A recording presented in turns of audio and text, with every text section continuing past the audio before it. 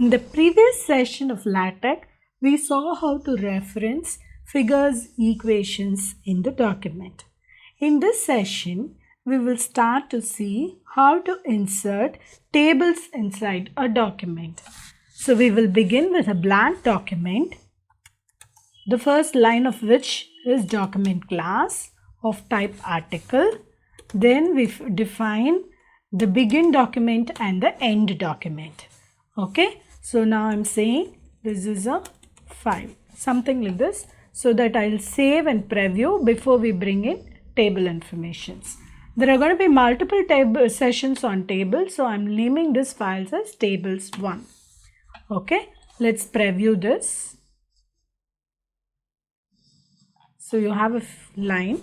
Now I've just taken an image of two tables. The first one has two rows with apple, orange and mango grapes in the table. The second one is also about some fruits, but the outlook of the table is slightly different. So now let us see how to insert these type of tables inside the LaTeX document. So we will begin with the basic one, the first one. So we will call the tag begin tabular, end tabular. Okay. Now there is something called calls. Calls actually ask how many columns do you have. In this session there are two columns, right? One for this and one for that. So I represent the two columns with two C's. We'll come back to the usage of C there later. So we will start. We have listed that there are going to be two columns, which is fine for us. Now you have two rows. Okay, each row has two elements, right? Now remember in matrix how we defined the difference of each elements with the ampersand.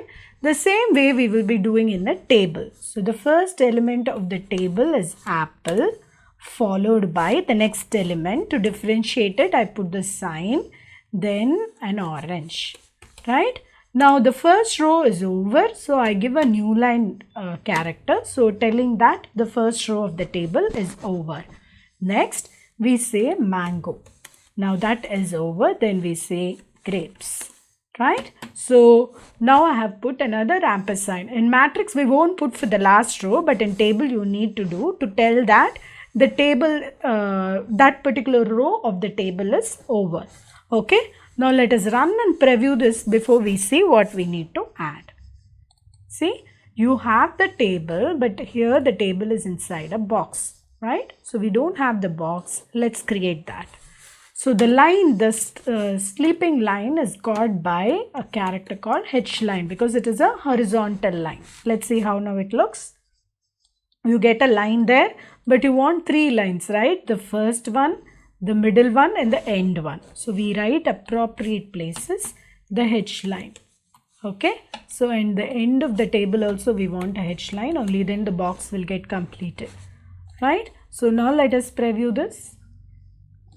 Almost done. What is missing is the vertical line that you have in this figure, right? You need three vertical lines as well.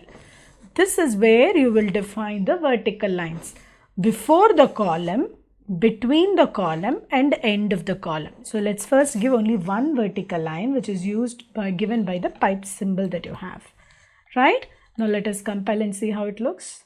Only one line you have got. Now you need similar lines in two places, that is between the two columns and at the end of the two columns, correct? So now let us see. The table is there. So we gave the two columns. Then we drew the lines, appropriate horizontal and vertical lines in different position. So this is a code. You define the table, you tell how many columns you require, then you write the actual contents separated by this ampersand. End of the first row in the table is implemented with a new line character. Unlike matrix, the end of the last row also you need to finish with a new line character. And how much we need the horizontal line, we have placed them, right? Now let us move on to the next table and how to create that. Okay, so let us see what is the next table. Again it has two columns, but this time it has three rows. So first let's write the three rows and the columns that we have. So we say begin tabular. Again 2 columns, so I'm putting C and C. Now let's define the contents. It's going to be apples green. Okay, apples ampersand green, the end of the first row. Then I have strawberries which are red, strawberries. Then it's going to be red, end of the second row I put an ampersand. Then oranges in orange color, oranges, so ampersand orange, the end of the third row. Now let us see first how this table looks like before we start drawing the new line. I'm putting a couple of new lines here so that there is some gap between these two tables. Okay. Now you have the table. Now you need the lines appropriately. We knew below the apple and the green, we need a H line because that line is going to be complete for apples and green, strawberries red, oranges orange. Now the next thing is going to be a line, a horizontal line, but it is only for the first column, not for the second column.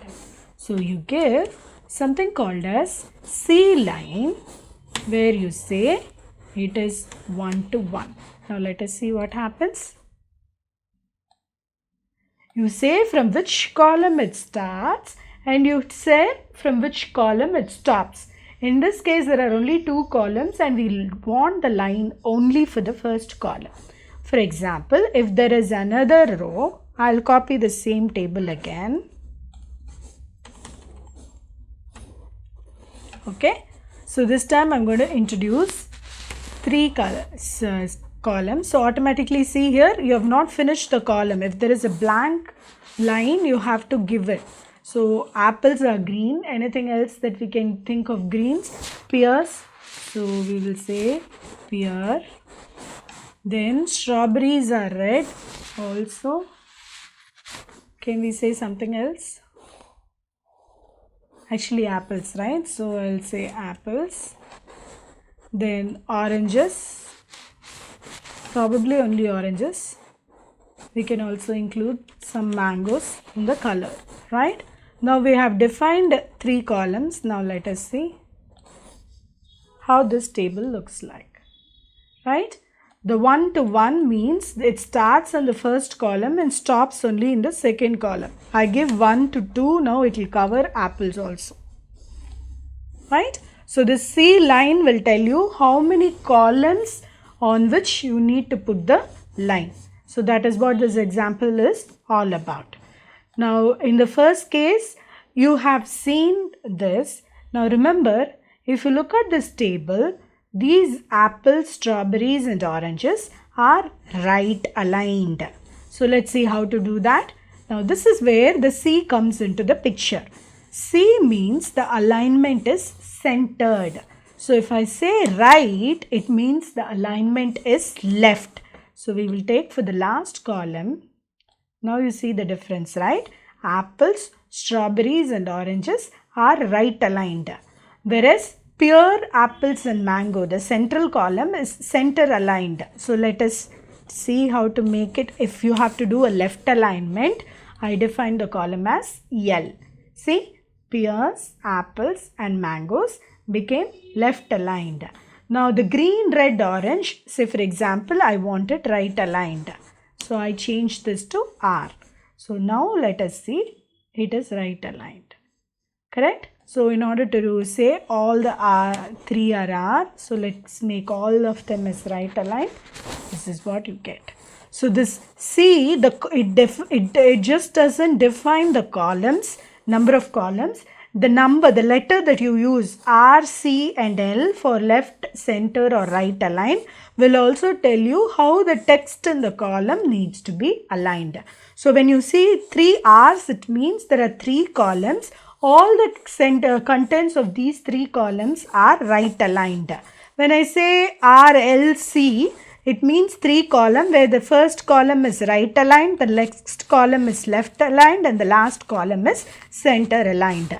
Like that, you can define the alignment along with the number of columns in the tabular form using these three letters R, C, and L.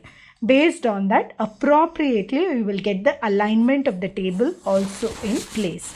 So in this session, we have seen how to bring in a basic column. So you can extend actually this first table you can extend by giving how many number columns you need, that many column entries and that many row entries you can just define. So we have also seen flavors of how the lines has to stop in the middle by using the C-line character, and we have also seen the alignment of these columns by using the three letters R, L, and C. So with this we'll stop this session. Tables are a lot more complex. You have different alignments, different methods of inserting different type of tables. So in the next session also we will see more about different tables that you can actually bring inside LaTeX. Please subscribe to my channel for more videos. I'll look forward to seeing you in the next video. Thank you.